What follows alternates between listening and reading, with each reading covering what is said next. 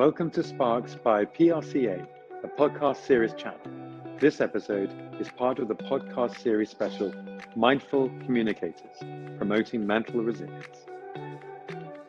My name is Patrick Melville, and I'm founder of Melville Mental Solutions. I started this after my own personal trauma with brain cancer.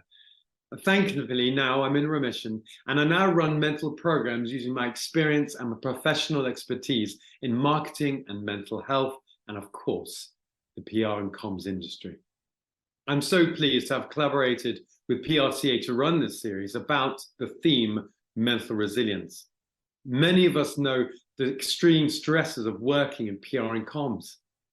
The goal of this series is to hear from senior staff how they build the resilience to manage the stresses in the industry and how this can lead to success. This is going to be a series of events where we're going to be talking and sharing. And I'm so pleased to have today the Managing Director of PRCA, Renna Markson. Hi, Renna. Hi, Patrick. Hello, hello. Could you please explain this collaboration on your part? Oh, well, we're really happy to be collaborating with you. There's a lot of work we have done around the mental health space previously, but we did our mental well-being audit in 2022. And one of the worrying results that we found was that only 22% of people take time off to recover from poor mental health. So the national average is 41%. So that just shows that our industry and our members of our industry are not looking after themselves.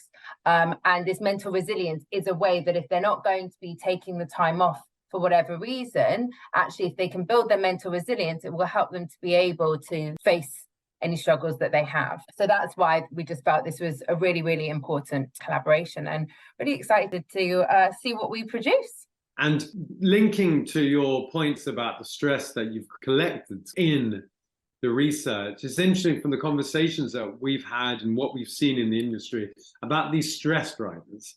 And then, for example, the fakeness that sometimes people have to put on, these highs and lows which happen on a daily basis. What have been sort of the main stress drivers that you've experienced yourself in terms of you've witnessed with agencies or other clients? Different people within different agencies are experiencing different aspects. We've been hearing recently that there's been a lot of pitching, but not really as much winning as should be, and that's across the board. And a lot of the work is just falling through and just not eventuating into anything, whether it's for them or for any other agency. And so the stress that's going to cause.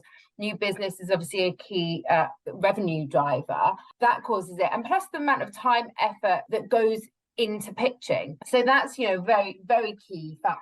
I think there's high pressure deadlines.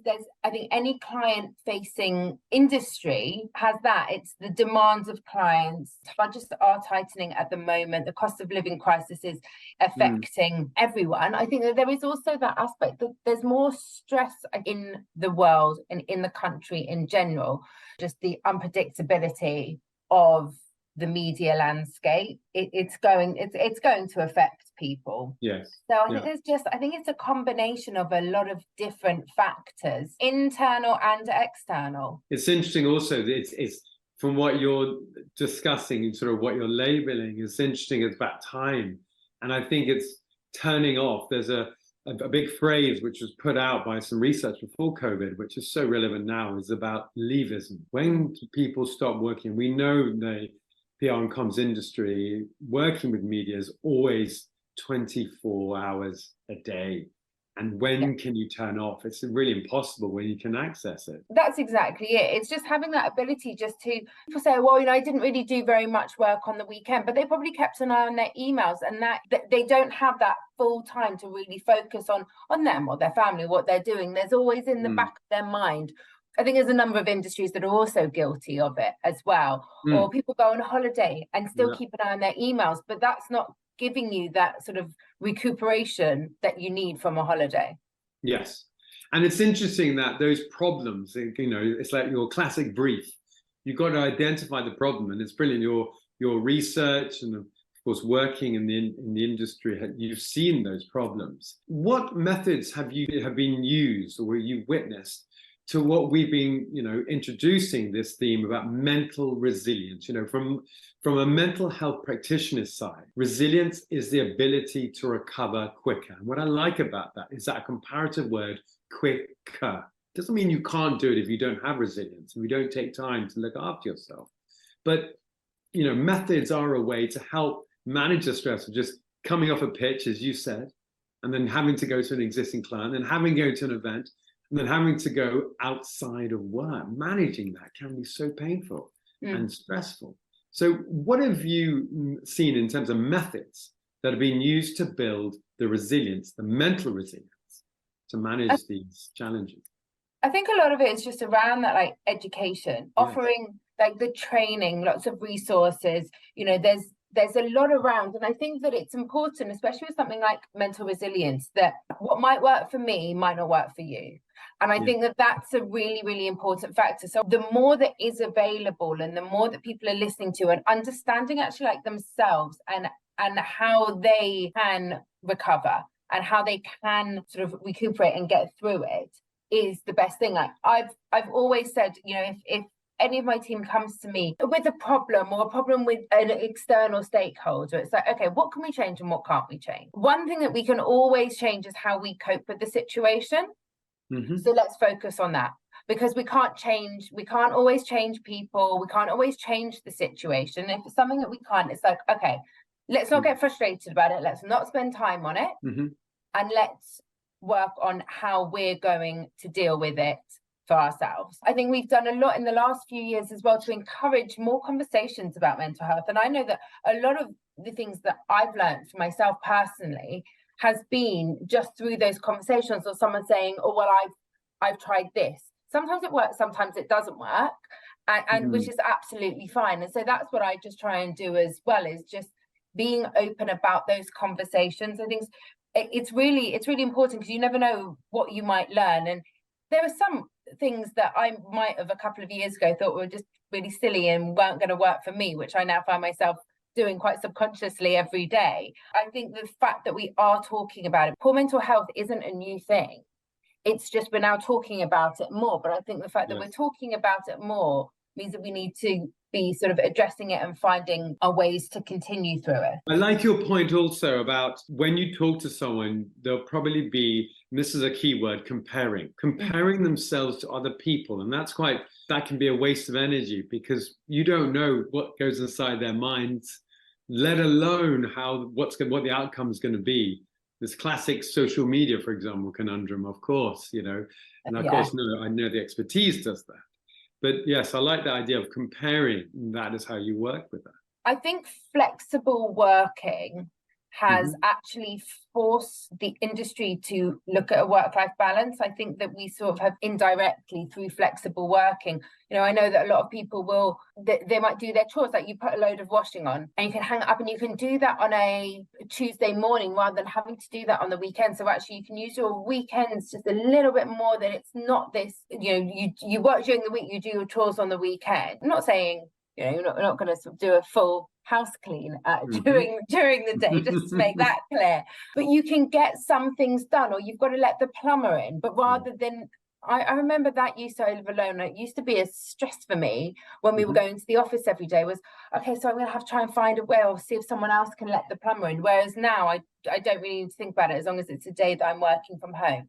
So I think that's really, really helped. And I think that, as I said, we're talking about it more, so we talk more about a work-life balance. So actually, nobody's going to take offence, well, no one should take offence or should feel like they're causing offence if they're saying to someone, switch off.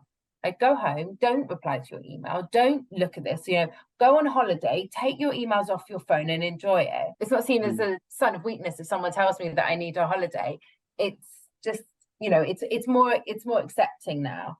Well, to add to that point, I find that people's learning about mental health is so new. And for example, when you compare it to physical health, like if you're just feeling cold, go home, for two reasons. One, you don't want to obviously make it worse for the individual, but also you don't want to pass it on to others. And mental health is so new. So for example, you will have niggles, you will have very minor symptoms of sort of anxiety and depression. So exactly to your point, I think it's a good thing to have that confidence to say, as your line manager or whoever it is, go home, look after yourself. Yeah, I think so. And ultimately you'll be more productive because you know, if you go home, you look after yourself, you can then recover, as I say, with our mental resilience, you recover quicker, you get back to where you were. And when you've seen this, when when companies do make the effort to build resilience, to have that confidence, to have those conversations and not feel that they're going to say the wrong thing, what are the positive outcomes that you've witnessed in companies that have made an effort to work on the mental health of their staff? Well, they've got a happier workforce. So, and individuals, they get more job satisfaction. They feel that they are more valued. There's less turnover of staff, which obviously is much better for an organization. There's more productivity. There's more creativity. I think, like, all in all, if you feel like your employer cares about your mental health, then that is a key focus for them and a key priority for them, then you're also going to want to give back and you'll remember that. I think when it comes to physical health, like you're saying, that's just expected. It's expected. If you're physically ill, you go home, and that's fine. But I think with mental health, it's, as you say, it's not so common these days. It's not as common these days, and it should be. Yeah, and you go to events sort of and you speak to high-profile people in the industry or all sorts. Have you heard of any specific ways or any, even just people asking the question, saying to you, Renna, what's happening in the industry? Just a bit of research to go on. I mean, there are different roles. Either you start in the journey or you're working on it. What are the kind of types of conversation you've had? I think yeah, as you say, like, everyone's at a different point in the journey. I don't think that there is ever an end point in the journey. I don't think there ever should be an end point in the journey, because at that point we'll probably stop talking about it. But I think that it's just more, there's a lot of companies where they are at the beginning, and it's like, well, what should they be providing to their team? And I don't think there's a right or a wrong. And it's the same with people. Something that we might provide to one colleague might not be what the other one needs. And so I think, like, that individualization is important as well, that what works for one doesn't work for all. I like that point about individualization. And this is an idea which is very easy to say, to practice is harder. But can I ask you the question about, you see the pitches on different sides all the time. And where do you think the value of a agency saying to their potential client, we build mental resilience to manage the stress of running an account like yourself, Mr. Client? Would you ever see that as a possible conversation in a meeting, or do you think that's something just to do some research into? There's definite benefits of if that conversation was happening. I think that a client would see that as a positive, or they should see that as a positive, because you're going to have, if they're working on building their team's mental resilience, then there's going to be less chance of anything going sort of too wrong, or people having to take time off, which I'm not saying that I'm not deferring people from taking time off for poor mental health. But if they built that resilience, then they'll sort of know more about how to cope with it. And also, just like for the other points that I mentioned before, there's going to be more productivity, there's going to be more creativity, there's going to be more, like, cohesion, there's going to be a better feel, it's probably going to be a better team to work with. And I think it also shows that the agency cares about the staff. Well, exactly, it's about the people, isn't it? I mean, the talent and the people, that is one of the key elements, obviously, of the industry. And now we've sort of coming-ish, I know people won't feel it now, but coming-ish to the end of 2023. What are the next steps, do you think, to consider as we look into 2024? What are the main challenges, but mainly the kind of ways do you think that should be considered from your sort of overview of the industry? I think just the initiatives that we're putting in place, we just need to expand more on them, and just to be able to support mental health more. I think looking at the different methods for building mental resilience, the more that there is available, the more likelihood there is of someone finding something that works for them. And I think like just looking at work culture, prioritizing well-being, and to make sure that the agency heads realize and understand that being a priority will then result in so many more positive outcomes. There are two sides with, if we could sort of categorize, you've got reactive, where you've got this new push for having mental health first aiders in a business.